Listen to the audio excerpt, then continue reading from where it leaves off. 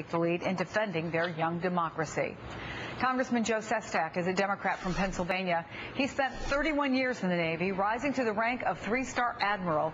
He is also a member of the Armed Services Committee and a candidate for U.S. Senate. Thank you very much for joining us. And as this is an historic day, give us your assessment. What did we accomplish with the war in Iraq? Well, we're leaving behind a country that has in its own hands its future stability, and this is a significant step today. And I echo the words of thanking those heroes, my fellow veterans, who are coming home. And let's hope that we welcome them home as heroes, not just in words, but in the assistance they need to find jobs. But as far as our national security fabric, I think people will look back at this war as an unnecessary one that we unfortunately harmed our national security fabric as we've lost our focus where the real challenge was, and that was in Afghanistan, where we initially went to eradicate al-Qaeda, who have found a safe haven in Pakistan.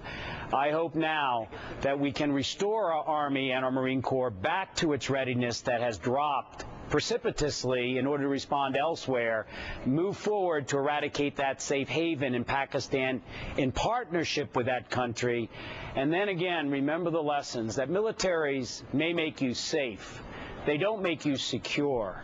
And so we need now to buttress our economy, restore our military to what it needs to be ready to defend us at the appropriate places in the future.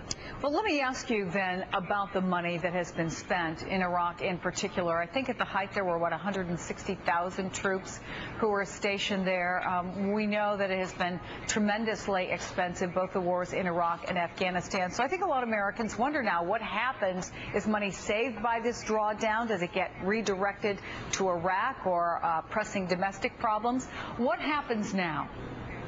I think you will see that the defense budget is actually going to be fairly flat-lined out. Most of the money that was in emergency appropriations, not within the normal defense budget. But we're going to have to keep something else in mind, Chris. The real cost of this war, as several other studies have done, is far beyond $1 trillion. When you add up the cost of post-traumatic stress disorder, 32% of the National Guard that comes home has it. About 25% of our active force has it.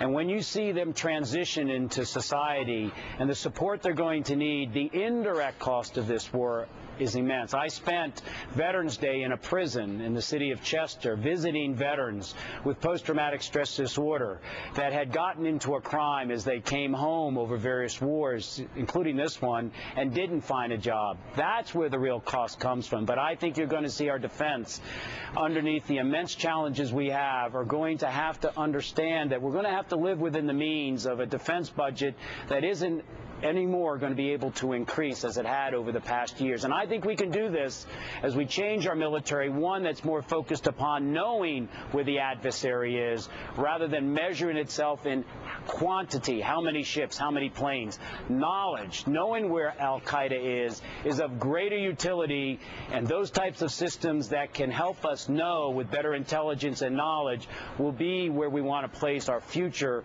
extra pennies. Congressman Joe Sestak, thank you so much for being with us. Good to be back, Chris. Thanks.